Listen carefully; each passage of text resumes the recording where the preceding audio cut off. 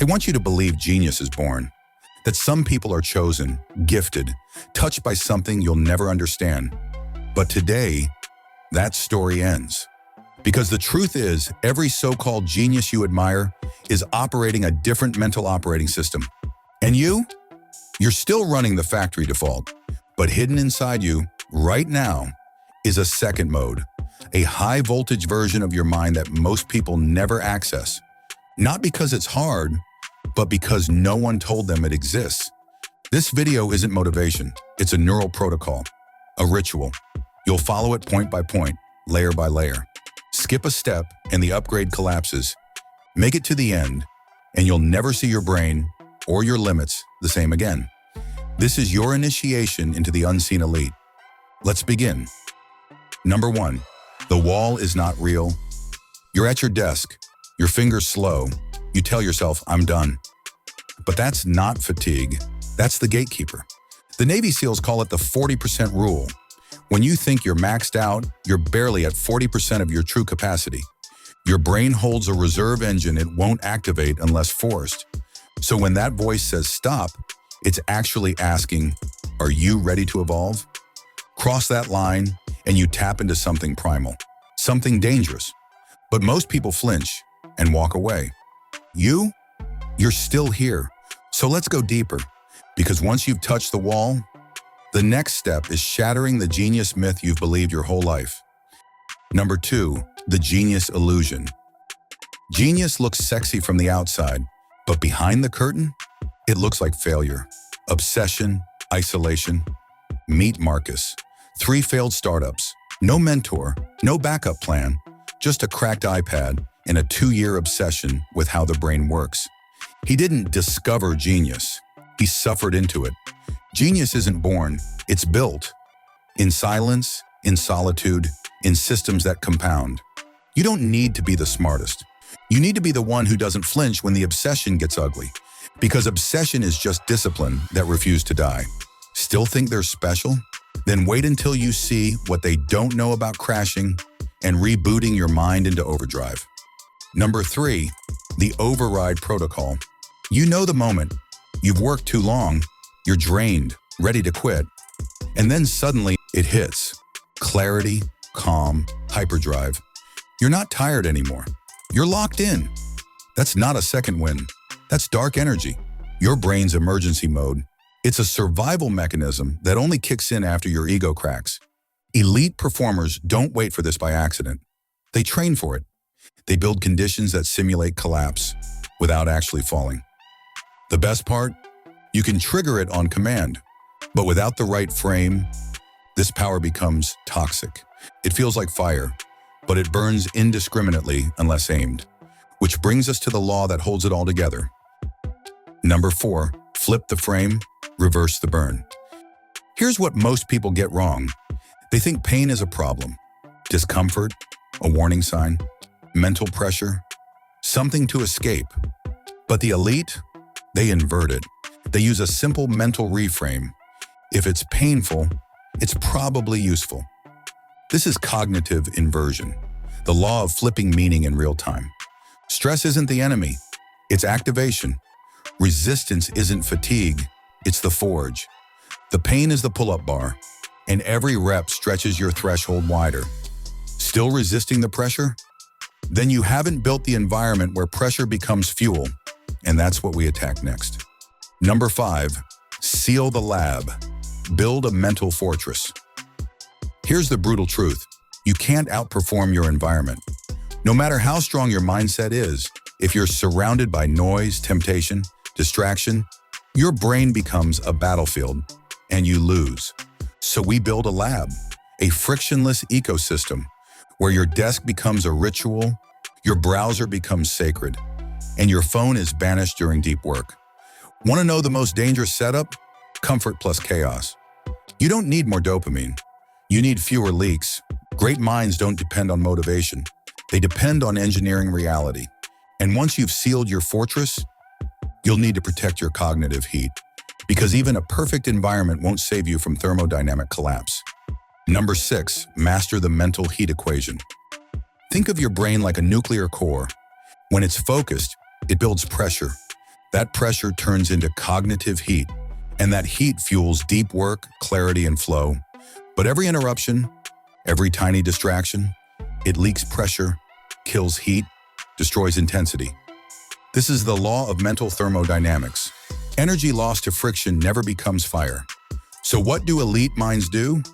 They eliminate every point of drag until their mind is a clean-burning engine. No leaks, no losses. You don't need to force more willpower. You need to stop letting your brilliance escape unnoticed. But once you've built the engine, you still need the shell. Number 7, build the shell. Lock in the identity. You've built heat, you've sealed the environment, but you're still vulnerable because most people don't have the mental armor to protect that momentum. This is where you install your cognitive fortress, not around your tasks, but around your identity. You're no longer someone who tries to focus. You're someone who executes like a sniper. You don't get motivated. You run protocol. Your rituals become armor. Your self-talk becomes steel. We don't negotiate, we initiate. This is how you survive pressure, not by being tough, but by becoming untouchable. And yet, even that won't be enough. Because once you build the fortress, you have to make sure it doesn't implode from the inside. Number 8, the fatal flaw of the overachiever. You've got the systems. You've got the identity. You're in the zone. So what could go wrong? Exactly that. Most high performers crash not because they're weak, but because they refuse to slow down. They mistake output for invincibility until the very thing they built starts breaking them. This is the overachiever's paradox. The same fire that drives you, if left unmanaged, will consume you. And it gets worse because burnout doesn't show up as fire, it shows up as numbness, as silent dread, as empty wins. So what do elite minds do? They plan their recovery with as much detail as their attack. Let me show you how. Number 9, ride the burnout curve. Don't get crushed. Imagine burnout as a wave. If you don't know it's coming, it'll drown you. But if you learn its shape, you can ride it. The curve has 3 phases. 1, climb. Energy surges. You're unstoppable. 2, peak. You're sharp, clear, on fire. 3, dip. Brain fog, fatigue, emotional flatline. Most people ignore the dip. They push harder, lie to themselves, pretend it's just stress. But if you time it right, you recover before collapse. You reset momentum without losing the fire. This is called controlled burnout. And the secret weapon? Knowing which cycle you're in and how to exit the dip stronger than you entered. Number 10, enter the cycle. 3 phases to sustain superhuman drive. Every high performer runs in cycles, but most run them accidentally. Let me show you how to run them deliberately. Cycle 1, initiate. You're fresh. Energy is high. This is where you launch, build, create. Cycle 2, intensify. You push, lock in, go deep. You schedule flow states, not meetings. Cycle 3, integrate. You fall back, recover with force, reflect, reset, and rearm. Most people live in cycle 2 forever. That's why they crash. But the elite, they cycle on purpose. Energy is not constant, it's managed. You don't resist the dip, you weaponize it. But here's the twist. If you skip recovery long enough, your body doesn't ask anymore. It takes. Number 11, your brain doesn't ask, it takes. Let this sink in. If you don't give your mind space to recover, it won't ask politely. It will shut down, quietly at first, then violently. You'll stop caring, you'll lose sharpness. You'll wonder why nothing feels good anymore. This isn't laziness, it's neurological rebellion. Because rest is not optional, it's coded into your operating system. So instead of waiting for collapse, you build dark recovery rituals. Sleep isn't escape, it's strategy. Solitude isn't weakness, it's realignment. Stillness isn't passive, it's recalibration. If action is your weapon, recovery is your shield.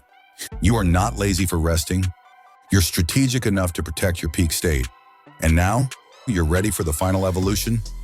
Final checkpoint, the Phoenix transformation. You've built the engine. You've ridden the collapse. You've faced the shadow, and you're still here. This is where most people stop.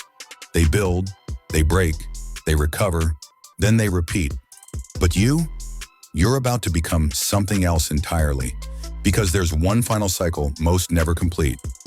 The Phoenix cycle, where you don't just survive the burn, you become something new because of it. You don't go back to baseline.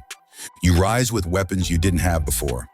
Ruthless clarity, emotional detachment from distraction, control over your own fire. You no longer fear failure. You fear becoming ordinary again. That fear? That's your compass now. It tells you you're not like them. Because once you see the engine, once you've ridden the fire, you can't unsee it. You've crossed a threshold. And from here on out, you don't just outwork them. You outlast them. You out-transform them. You out-evolve every version of who you were. You're not gifted. You're not chosen. You're engineered, built from protocol, fueled by friction, hardened by repetition, healed through recovery, and reborn through fire. You are your own weapon now. So the next time someone calls you obsessed, or too intense, or too much, smile, because that's how they describe people who left the simulation. Now comes the choice. Close this video and go back to who you were, or rewatch this video from the top and run the protocol like your life depends on it. Because in a world that praises mediocrity, your intensity is no longer a flaw. It's your fingerprint. Welcome to the Unseen Elite. Subscribe if you're building a mind they won't believe. Share this with one person you know is ready to transform. Comment protocol initiated if you're running the system starting now.